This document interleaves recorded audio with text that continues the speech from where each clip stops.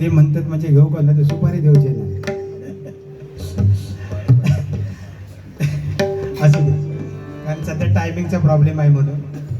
आणि आम्ही पण हल्ली बरेच दिवस भारूड बोललो नाही, आमका हल्ली कोण बोलवीत नाही. परंपरेवाल्यांका कमी वाजनात, 20-20वाल्यांका जास्त. काय चुकलं मागलं तर सांभाळून घ्या, थोडक्यात भारूड घ्यायचा प्रयत्न करतोय.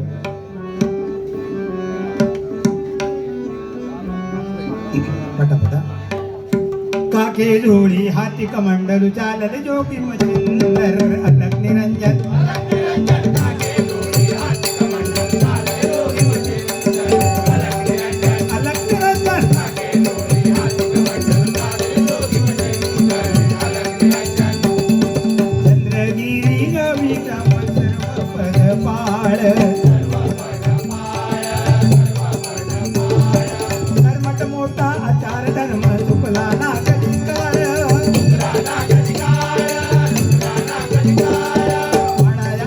सरस्वती अर्धांगी छान अलग निरंजन.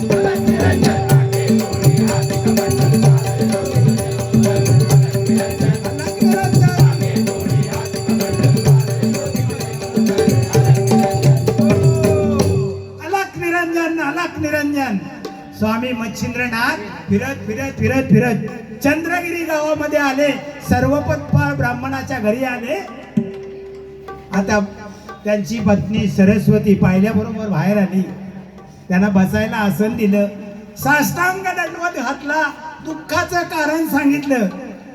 त्या योगिनी काय केलं, मच्छिंद्रनाथ योगिनी झोळीतून विभूती काढली आणि तिच्या हातावर ठेवली आणि सांगितली, बाई रात्री झोपलीस की ही विभूती घे. बाई म्हणते, हा रात्री झोपल्यावर कशी घेऊ? अगं बाई रात्री झोपताना घे, तुला तेजस्वी असं बाळ होईल, सूर्यनारायणासारखं तुला बाळ होईल, जगामध्ये कीर्ती होईल त्याची. 12 वर्षाने मी येईन तेव्हा तुझं बाळ मला दाखव. आणि ते निघून गेले. आता एवढा हातात विभूती पडल्याबरोबर ही काय एकदम आनंद झालो. ही धावत पळत शेजारणीकडे गेली. शेजारी नव्हती कोणती, परवीन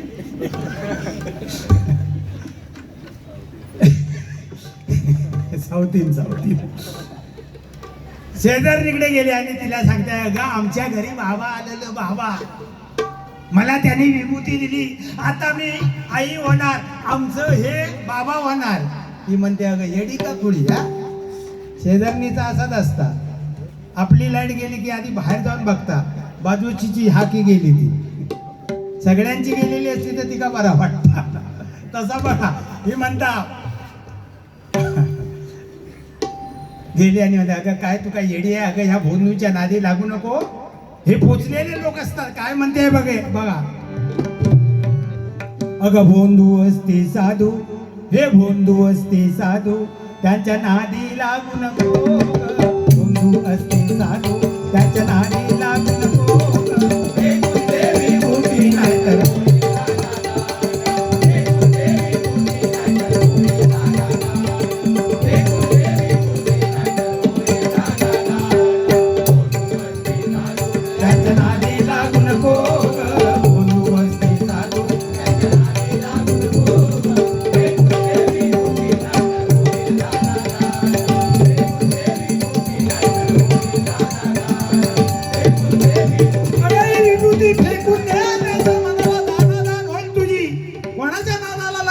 बंधू हे पोचलेले असतात. बघा त्या रावणाने काय केलं, जोगी बसून आला आणि काय केलं, सीतेला पळवून घेऊन गेला. तो म्हणाला, पापी तारकासूर जगत मातेला भवानीला वाईट नजरेने बघत होता. तसे हे साधू म्हणाले, यांच्या नादाला लागू नको. हे काय करतात, दिवसभर सगळ्या आळीत फिरतात. बरोबर म्हणाला, बरोबर हेरतात ते. घरी एकटी बाई दिसली की तिला ताबडतोब भूल घालतात, आपलीशी करतात आणि आपल्या बरोबर घेऊन फिरतात. म्हणाले यांच्या नादाला लागू नको. आई ती विभूती म्हणाले फेकून दे जा, नाही तर आयुष्याचं वाटोळं करून घेशील. तिलाही एकदम घाम फुटला. धावत पळत घरी आली. बाजूला शेणाची गायरी होती, तिच्यात ती विभूती फेकून दिली आणि मग त्याच्यावरती कायम शेणाच्या टोपल्या टाकत राहिली. कधी रेड्याचं शान, कधी बैलाचं शान, कधी पाड्याचं शान, कधी म्हशीचं शान. हा मोठा ढीग झाला. 12 वर्षानंतर स्वामींना आठवण झाली मच्छिंद्रनाथांना. म्हणाले बाळाला बघायला जायचं. आले आणि तिला काय म्हणतायत, अलक निरंजन अलक निरंजन अलक निरंजन अलक निरंजन अलक निरंजन अलक निरंजन कुठे हाय बाळ तुझं, कुठे हाय बाळ तुझं, कुठे हाय बाळ तुझं, कुठे हाय बाळ तुझं, अलक निरंजन अलक निरंजन अलक निरंजन विभूतीने होती पोर. आणि स्वामींनी विचारतायत अगं तुझं बाळ कुठे आहे मला दाखव. तेव्हा ती काय म्हणते बघा, विभूतीने होती पोर मग लोक करते का लग्न. विभूतीने होती पोर लोक करते का लग्न. म्हणून मी ती विभूती गायरीत टाकली.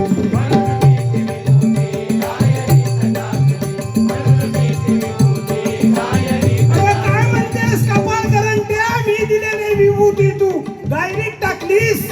अगं वांजोटी होतीस, वांजोटी राशील.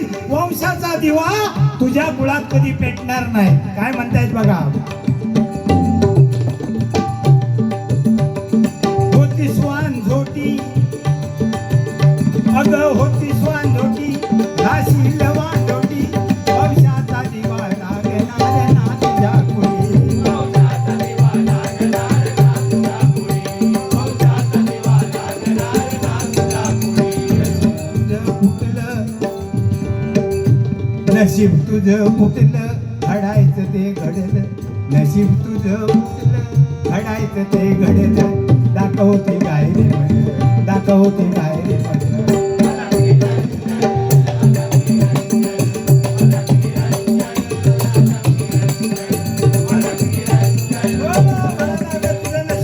आता मला ती गायरी तरी दाखव.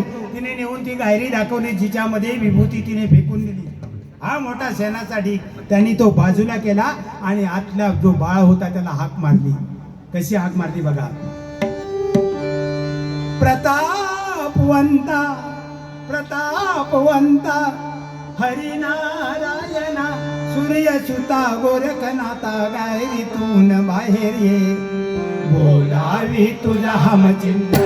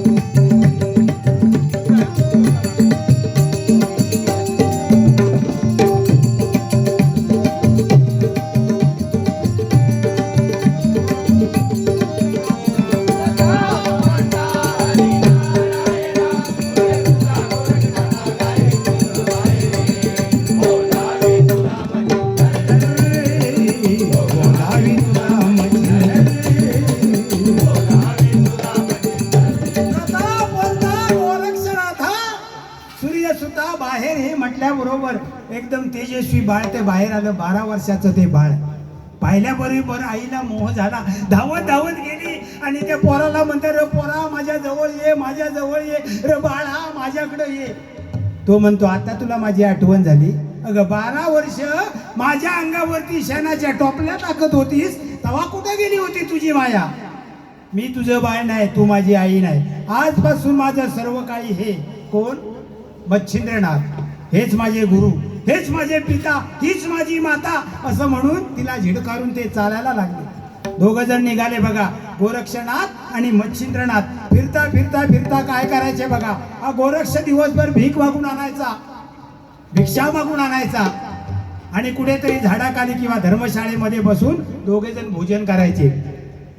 असंच एकदा भोजन करता करता करता करता तो गोरक्ष एका गावामध्ये गेला. त्या ठिकाणी एका ब्राह्मणाच्या घरी श्राद्धाचं कार्य चालू होतं. कसलं? श्राद्धाचं.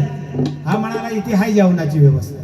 असा कधी कधी होता. आम्ही सुद्धा गावात गेल्यानंतर भूक लागलेली असली, समजा मी आता ह्यांच्या उंडलात गेले, जाताना ते नरसाळवाडी लागली, काहीतरी जोरात भूक लागलेली असता. मग आम्ही काय करणार? जाणार नाही, पंक्तीत बसणार. मग बाजूचे चेव विचारतात, पाहुणे तुम्ही खायचे? मग आपण सांगायचा मी मुलीकडचो. मग तो कोणतरी दांडो काढता, रे मी याला ह्या लग्नाचं जेवण नाही, ह्या श्राद्धाचं जेवण. अशी परिस्थिती असते. तसं बघा, हा गेला आणि उभा राहिला दारामध्ये. त्याबरोबर त्या माईने आणून 2 वडे त्याच्या झोळीमध्ये टाकले. ते 2 वडे घेऊन धावत पळत घरी आला आणि आपल्या गुरुजींना ते वडे दिले. वडे आता ते उडदाच्या डाळीचे वडे, हो, भोकाचे वडे. तेव्हा होते भोकाचे वडे. एकदम खाल्ल्याबरोबर खमंग वडे ते. गुरुजी एकदम खुश झाले. बाळा म्हणाले, उद्या जा आणि झोळी भरून घेऊन ये तिच्याकडून. आता गुरुची आज्ञा. दुसऱ्या दिवशी निघाला, त्या माईकडे गेला आणि काय सांगतोय बघा. वडे दिलेस काल 2, आज दे ग झोळी भरून.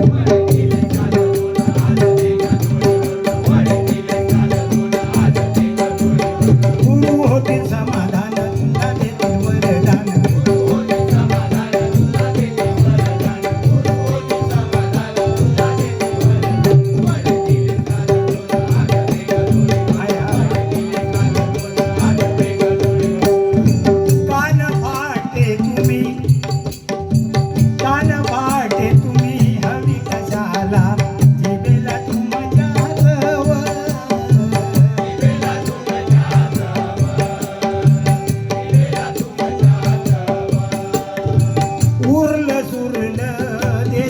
लोक झोळीत पडेल ते खाव.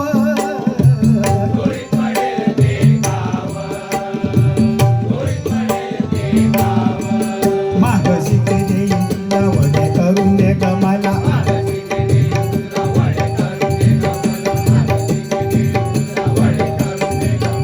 त्याशिवाय जाणार नाही वडे तुझ्या पायी.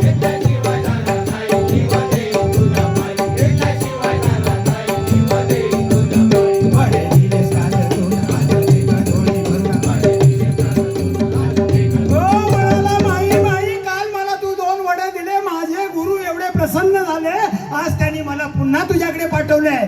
मला झोळी भरून वडे दे. ही म्हणते, काय रे तुमच्या तोंडाला चव? कान फाटे तुम्ही झोळी घेऊन फिरणारे. अरे म्हणाला, कोण कोण तुमच्या झोळीमध्ये घालील? हे म्हणाला, गप गुपान खायचं, तुमच्या जिभेला चव हवी कशाला? तो म्हणाला, काय नाही, तू जर मला वडे दिले नाहीत तर मी तुझ्या उमऱ्यावरती म्हणाला डोकं आपटून जीव देईन, कारण माझ्या गुरुजींची आज्ञा आहे. अरे म्हणाला, काय ही तुझी गुरु आज्ञा? हा, हे गुरुवरचं प्रेम की तुझ्या पोटाची सोय? बरं, हरकत नाही, मी मागन ते तू देशील. तो म्हणाला, ती म्हणते मी मागन ते तू देशील. तो म्हणता, अगं माय, मागून तरी बघ, मागून तरी बघ. काय मागितलं बघा तिने. काय रे? अरे हट्ट तुझा, अरे हट्ट तुझा हा जगा वेगळा. अरे हट्ट तुझा हा जगा वेगळा, दिशी तू भोळा. हट्ट तुझा हा जगा वेगळा, दिशी तू भोळा.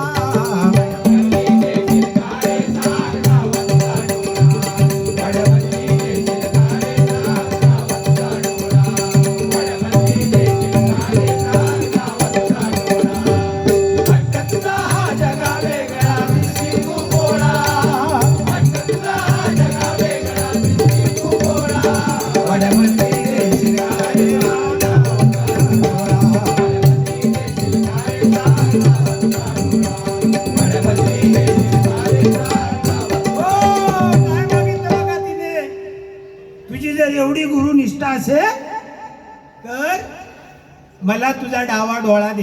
त्याने मागचा पुढचा विचार न करता सरळ हात घातला डोळ्यामध्ये, डोळा बाहेर काढला आणि तिच्या हातावर ठेवला. बघा, थबा थबा थबा थबा रक्त गळत होतं. ब्राह्मण बाई ती एकदम व्याकुळ झाली, रडत रडत घरात गेली.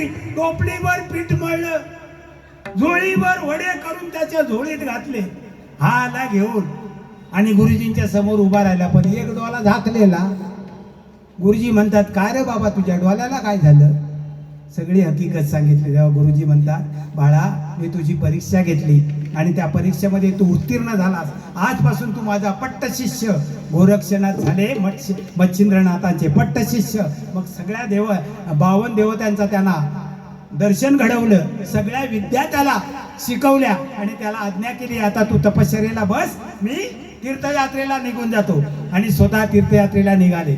जाता जाता जाता जाता वाटेमध्ये काय झालं बघा. जाता जाता वाटेमध्ये मारुती राया भेटले आणि मारुती राया भेटले ते काय सांगतायत मच्छिंद्रनाथांना बघा.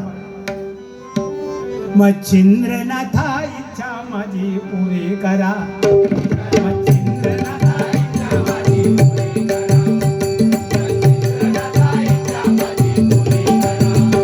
मच्छिंद्रनाथा इच्छा माझी पुरी करा. मच्छिंद्रनाथा इच्छा माझी पुरी करा.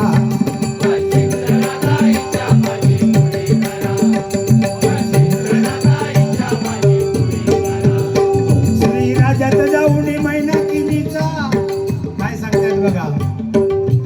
कोण सांगतायत? मारुती राया. कोणाला सांगतायत? मच्छिंद्रनाथांना. माझी इच्छा पुरी करा. काय इच्छा पूर्ण करा? स्त्री राज्यामध्ये जा आणि त्या मैनाकिनीचा संग करा. काय म्हणतात बघा. स्त्री राज्यात जाऊन मैनाकिनीचा संग करा.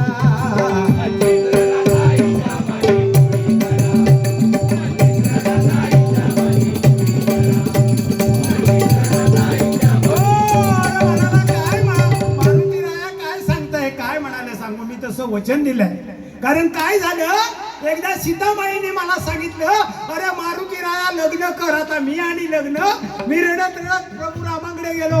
प्रभू रामाने सांगितलं सीतामाईने सांगितलंय ना काही चिंता करू नको. तू स्त्री राज्यामध्ये जा, मैनाकिनीच्या राज्यामध्ये जा, पण तुला तिथे डायरेक्ट संग करायची काय गरज नाही.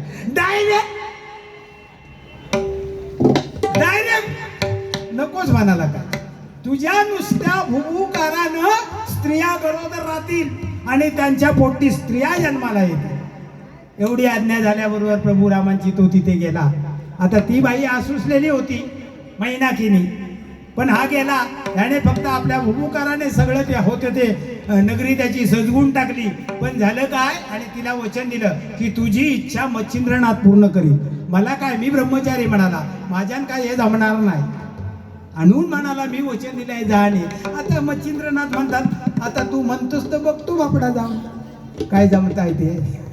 मला पण म्हणाला असली काय सवय नाही आहे, पण आता तुझी इच्छा असेल तर म्हणाला जातो. आणि गेला हो. आता गेल्याबरोबर ती आसुसलेली बाई तिने पाहिलं, ओळखलं हा मच्छिंद्रनाथच आपल्या सोयीसाठी आलाय. आली आणि काय म्हणते बघा. जवळ येना, त्याला सांगते मच्छिंद्रनाथाला ती मैनाकिनी. जवळ येना मिठीत घे इश्काची मजा लुटूया.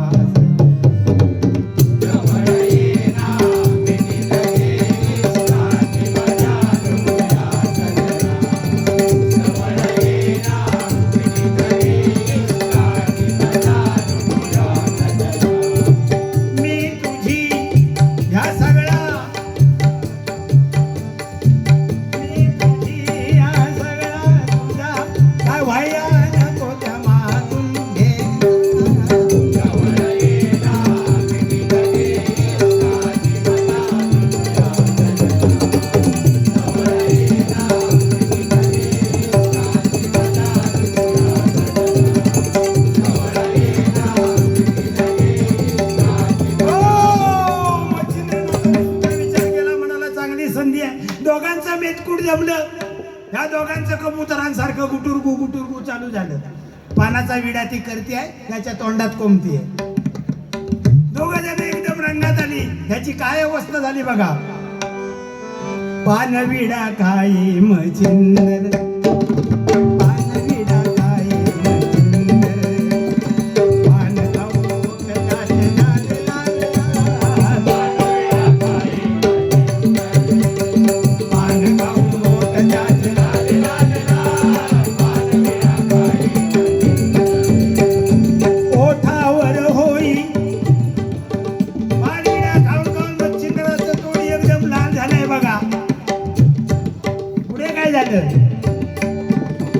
ओठावर होई वर्षाव चुंबनांचा,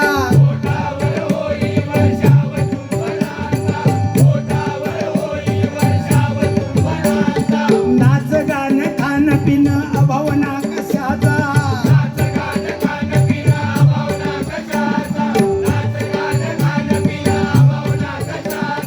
झाला जसा बुवा झाला जसा, झाला जसा पोपट पिंजऱ्यातला, इश्काचा सुकाळ वागण बेकार,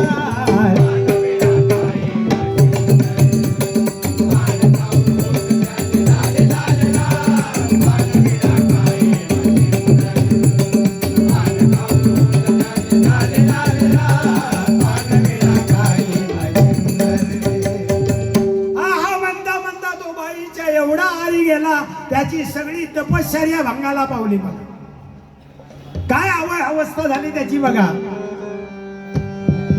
बाईच्या सान्निध्यात राणीच्या सान्निध्यात, राणीच्या सान्निध्यात नाथाची झाली अधोगती.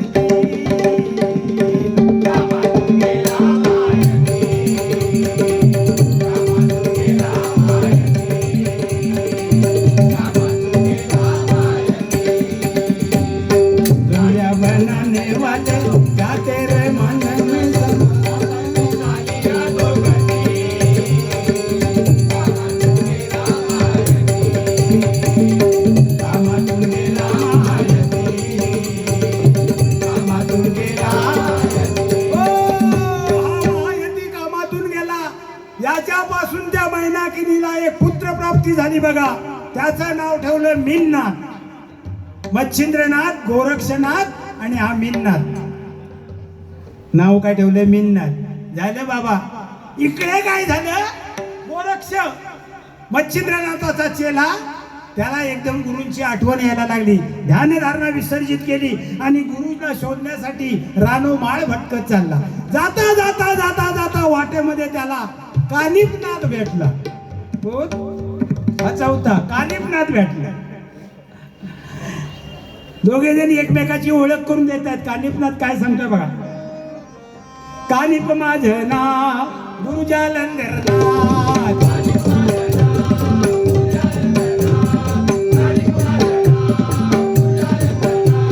गुरु हा देव मानून आम्ही करतो त्याला प्रणाम.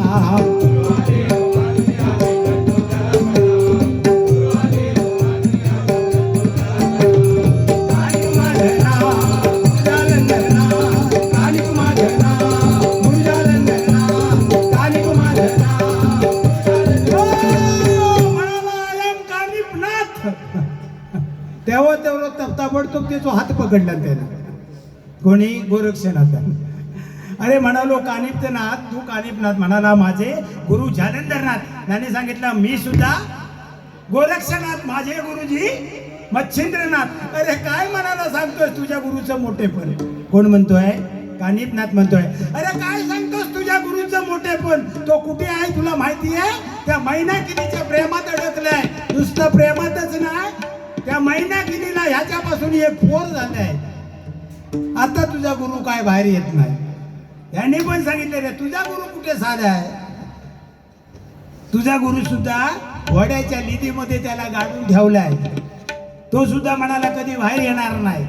आता दोघांना आपापल्या गुरुजींचे ठाव ठिकाणा मिळाल्याबरोबर पुढे निघाले. हा निघाला बघा गोरक्षनाथ आपल्या गुरुजींना शोधायला. जाता जाता जाता जाता जाता जाता वाटेमध्ये त्याला कालिंगीचा फड लागला. कालिंगी म्हणजे नाच गाणं करणारी ती बाई होती. तिचा नाच गाण्याचा फड होता. त्याच्या फडामध्ये जाऊन तो तिच्या फडामध्ये जाऊन सामील झाला. कारण का? तो उत्कृष्ट पखवाजी होता. म्हणून या पखवाजांवर कधी विश्वास ठेवू नका. कोणाच्या फडात कधी जातील. जाऊन त्या फडामध्ये सामील झाला. कार्यक्रम चालू झाले बघा. हा वाजवायचा गावोगावी कार्यक्रम. एक दिवस स्त्री राज्यामध्ये जायचा चान्स आला. पण स्त्री राज्यामध्ये अट होती, स्त्री राज्यामध्ये फक्त स्त्रियांनाच प्रवेश. आता हा पुरुष हा जाणार कसा? ताबडतोब त्या सगळ्यांनी आपल्या दशावतारला जसं करतात तसं तिला बाई करून टाकली. कोणाला? गोरक्षनाथाला. बाई केलं सगळं, त्याला सजवलं बघा, बाईच्या रूपामध्ये त्याला आणलं आणि स्त्री राज्यामध्ये गेले आणि कार्यक्रम चालू झाला. समोर बसली होती मैनाकिनी आणि मच्छिंद्रनाथ. त्यांच्या समोर ही लोक कार्यक्रम करतायत. हा वाजवतोय कसा, पकवाज वाजे दादिन दादिन कटकटिकन, पकवाज वाजे दादिन दादिन कटकटिकन, पकवाज वाजे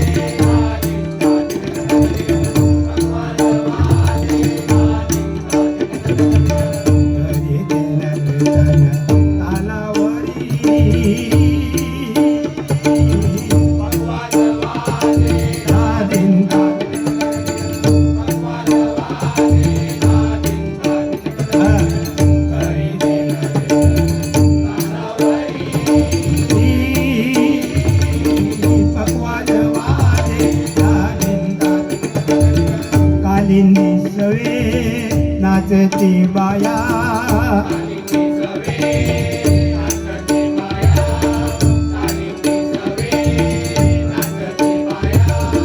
गोरक्ष बसला वाजवाया,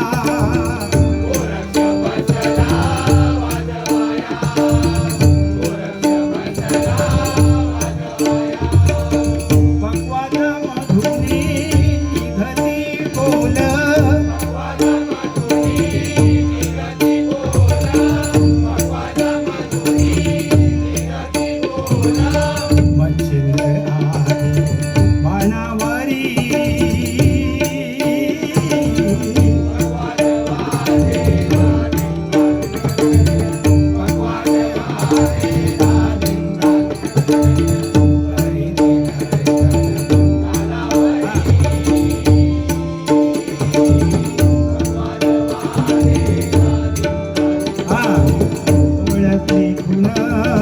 आठवली धुन,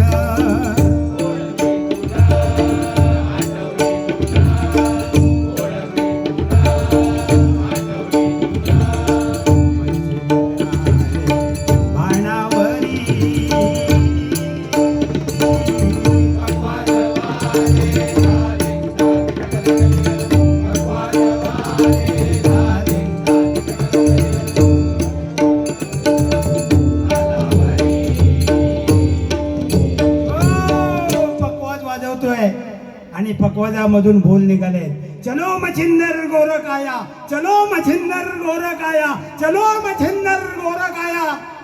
मच्छिंदर इकडे तिकडे बघायला लागला, म्हणाला हे बोल माझ्या ओळखीचे वाटतात, हा वाजवतोय कोण? ही म्हणाला समोर जी बाई वाजवतीये ती बाई नाही, तो माझा गोरक्ष आहे आणि तो मला बोलवतोय. एकदम भानावर आले आणि जाऊन त्याला मिठी मारली. त्याबरोबर सगळ्या बाया धावत आल्या, सगळ्या बाया धावत आल्या त्याला मारायला, अडवायला. म्हणाला डोंट टच, हात नाही लावायचा म्हणाला, हा माझा शिष्य आहे, हा आजपासून माझ्या बरोबर इथे राहील, आपल्या मुलाला सांभाळायचं काम तो करील. आता त्या सांगितल्या बरोबर सगळ्यांनी ते मान्य केलं आणि मग तो त्या मुलाला सांभाळायला राहिला. कोणाला? मिन्नताला. एकदा काय झालं, त्याला सांगितलं होतं याला चांगलं याच्यावर लक्ष ठेवायचं. एकदा हा फोरला असा जोरात पळत पळत आला आईच्या रूम मध्ये, आईच्या खोलीमध्ये आला आणि पलंगावर चढला. हातामध्ये त्याच्या असा पोट आवळून होता, जोरात कळ आलेली त्याला. त्याने ओळखलं, म्हणाला ए पोरा काहीतरी करू नको, घाण करू नको, घाण करू नको, आई मारील. पण तो तसा ऐकणार, एकदम जोरात लागला उड्या मारायला. हा काय सांगतोय, हे भाई, हे भाई काहीतरी एकच कर, हे पोरा काय करायचं ते एकच कर, एक तर सू कर नाही तर हिस्सी कर, दोन्ही एकदम करू नको म्हणाला. शक्य आहे काय होय? आहे शक्य? असं झालं होतं, एक गंमत सांगतो, म्हणजे असा काय चावटपट किस्सा नाही आहे, खरं सांगतो.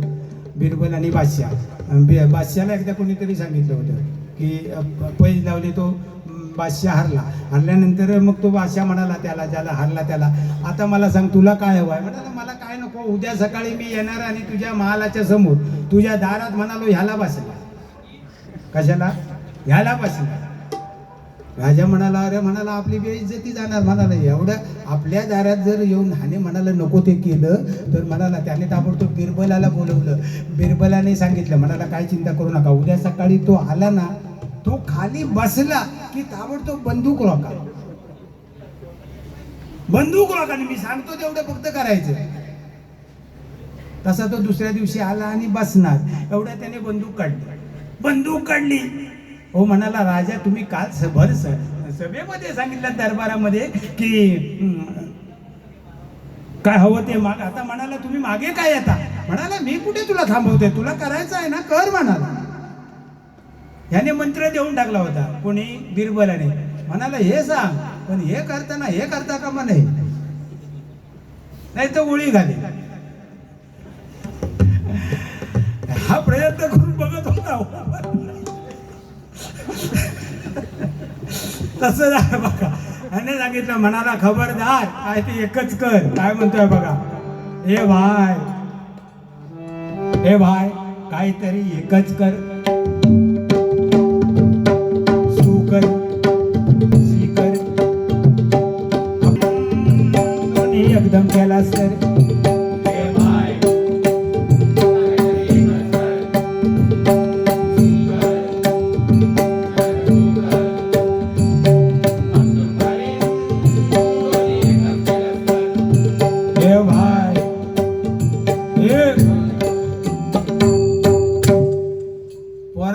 पोर ऐकणार काय होतो. जोरात कळ आली, दोन्ही एकदम करून मोकळा झाला. थोड्या वेळाने ती आई आली मैनाकिनी आणि बघते तर सगळ्या बेडची वाट लागली. अरे म्हणाला हे काय केलं हा, आताच्या आता म्हणाला हे सगळं घेऊन जा त्या पोरा सकट खाली, सगळे कपडे घेऊन जा म्हणाला, चांगला त्याला विसळून धू, मग त्याला वाळत टाक आणि सुकवून म्हणाला घरी घेऊन ये. त्याला तेच पाहिजे होतं. गेला आणि पहिल्यांदा कपडे बाजूला ठेवले, आधी त्या पोराला घेतला, चांगला साबण लावला, गार गार गार गार फिरवला आणि दगडावर आपटला. आता दगडावर आपटला, काय झाली अवस्था बघा. दगडावरून दोन्ही तांगड्या धरून आपटलं, पोर केलं डार. दगडावरी दोन्ही तांगड्या धरून आपटलं, पोर केलं डार.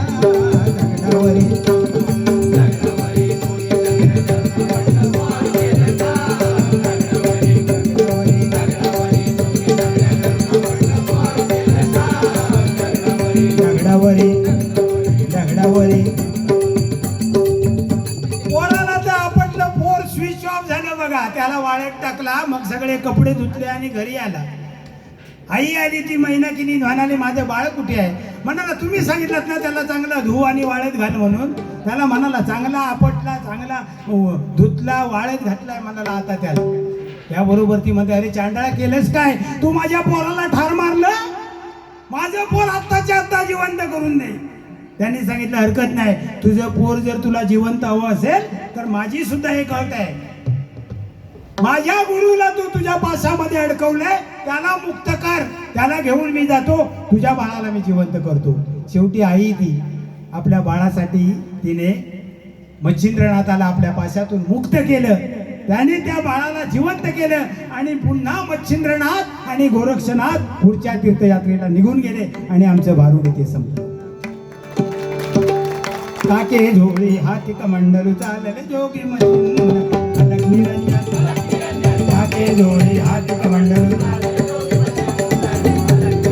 अलग निरंजन.